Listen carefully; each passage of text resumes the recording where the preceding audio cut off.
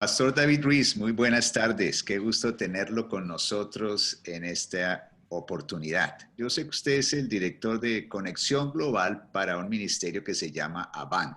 Usted escribió un libro. En ese libro usted habla sobre la necesidad que hoy tiene la iglesia de experimentar una transformación. ¿Podría, por favor, ampliar el tema? Claro que sí, Carlos, muchas gracias por la oportunidad. Mi nombre es David Ruiz, soy guatemalteco, pastor, y creo que la verdad este libro me parece que se adelantó un poco a la época e intentó poder prepararnos para una situación como esta.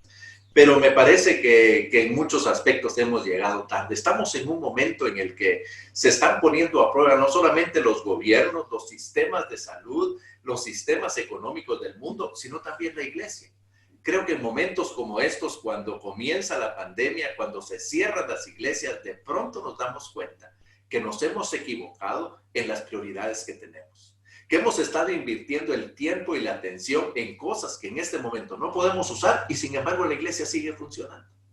Y entonces creo que ese es el corazón del libro. El corazón del libro es invitarnos a algo que debimos haber hecho antes para prepararnos, que es volver a recuperar la herencia genética de la iglesia.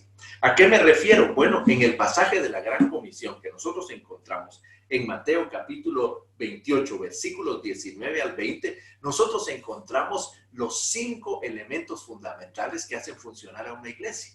Ahí encontramos la respuesta a las preguntas: ¿qué es la iglesia? ¿Cuál es su naturaleza?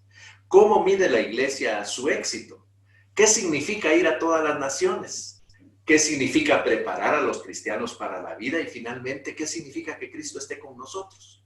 Entonces, el libro es una invitación a poder recorrer ese evangelio, el evangelio según San Mateo, el pasaje de la Gran Comisión.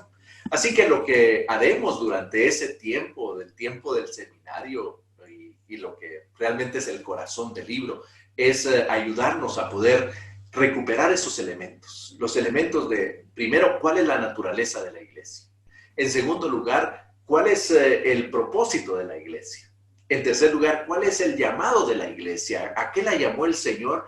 ¿Y en qué manera, quizá lo más importante, mide la iglesia su éxito? Así que realmente la pandemia nos está haciendo un favor, demostrando que todo aquello que llamábamos éxito en realidad no lo es. Porque cuando vemos el concepto bíblico, lo que el Señor está llamando es una comunidad de discípulos obedientes a sus palabras. Yo le llamo en el libro cristianos incondicionales, que tienen 3 características. La primera, son lo que el Señor quiere que sean. Lo que significa es que su carácter ha sido transformado y se parece cada vez más al de Cristo. En segundo lugar, hacen lo que el Señor quiere que haga, es decir, sus palabras y sus acciones demuestran la naturaleza transformada que tienen en su vida. Y en tercer lugar, van a donde el Señor los envía, es decir, tienen una incondicionalidad con el Señor.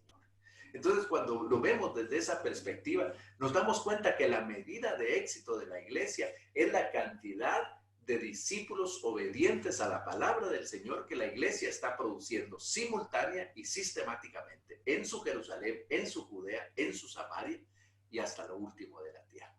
Cuando venga el Señor, nosotros le podemos hablar de los edificios, le podemos hablar de los programas, de la fama del pastor, de lo cómodo de las sillas, y el Señor nos va a decir: mire, todo eso son hojas, muéstrenme el fruto, porque el fruto que yo busco son discípulos obedientes a la palabra de Dios en Jerusalén, en Judea, en Samaria y hasta lo último de la tierra. Entonces, ¿qué es lo que hoy tenemos dentro de la iglesia? Bueno, yo creo que lo que en muchos aspectos dentro de la iglesia, lo que hemos estado descubriendo ahora es que teníamos conversos, personas que cambiaron su fidelidad de una iglesia a otra, pero que les enseñamos una cultura evangélica, pero no una cosmovisión bíblico-cristiana que pudiera transformar sus vidas. Y el gran problema en esta situación es que no tienen la capacidad de discernir el tiempo. ¿Cuál es el propósito de Dios en medio de este momento? Y particularmente, ¿cuál es el papel de la iglesia en un momento como este? Entonces, ¿qué cosas necesita la iglesia retomar para volver a ser esa clase de discípulos de las que usted está hablando? Comienzo con qué es lo que la iglesia tiene que hacer. Yo creo que debemos arrepentirnos, Carlos. Arrepentirnos de haber permitido entrar a la iglesia tantas cosas que nosotros tomamos de la política, tomamos del comercio, tomamos de la administración de empresas, tomamos de tantas cosas y que olvidamos las cosas básicas. La segunda, la respuesta a tu pregunta, ¿qué es lo que la iglesia debe de hacer? Recuperar el discipulado como la marca de la iglesia.